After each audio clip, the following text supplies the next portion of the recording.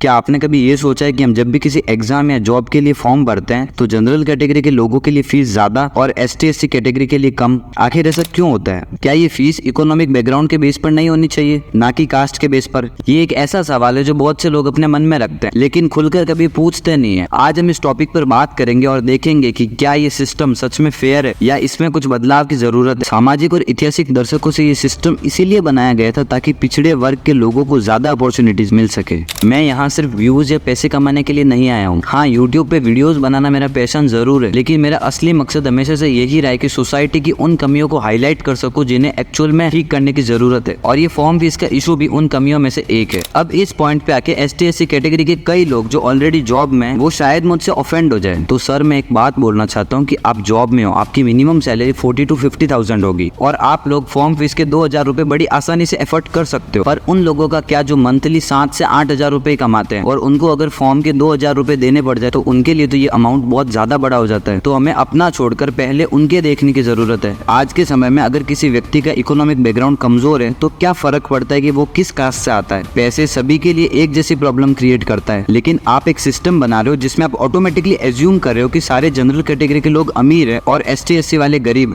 क्या ये सही है? सोचिए, अगर हम सिर्फ कास्ट के बेस पर फॉर्म फीस सेट करेंगे तो कितने ही ऐसे जनरल कैटेगरी के डिजर्विंग बच्चे जो ये फीस अफोर्ड नहीं कर पाते वो पीछे रह जाएंगे। क्या ये सही है? क्या हम ऐसे सिस्टम की कल्पना नहीं कर सकते जहां कैंडिडेट की फाइनेंशियल सिचुएशन को देखा जाए, ना कि उसकी कास्ट को? अगर सिस्टम में कुछ बदलाव की जरूरत है तो वो ये होना चाहिए कि फॉर्म फीस इकोनॉमिक बैकग्राउंड के बेस पर होनी चाहिए, चाहे वो ST/SC का हो या फिर जनरल का। सबको इक्वल मौका मिलना चाहिए। एक और ऐसे ही इशू हमारी सोसाइटी को प्रभावित कर रहा है और वो है डाइवोर्स कोटे का मिसयूज। आज हम उसके बारे में भी बात करेंगे क्योंकि ये भी एक ऐसी समस्या है जो हमारे रिजर्वेशन सिस्टम पे सवाल खड़े कर रही है। कुछ महिलाएं डाइवोर्स का सिर्फ दिखावा करती हैं, डॉक्यूमेंट में डाइवोर्स शो करते हैं, लेकिन असल में उनका डाइवोर्स होता ही नहीं है। इसका फायदा उठाकर वो जॉब सिक्योर कर लेती है और फिर उसी पति के साथ रहने लगती है।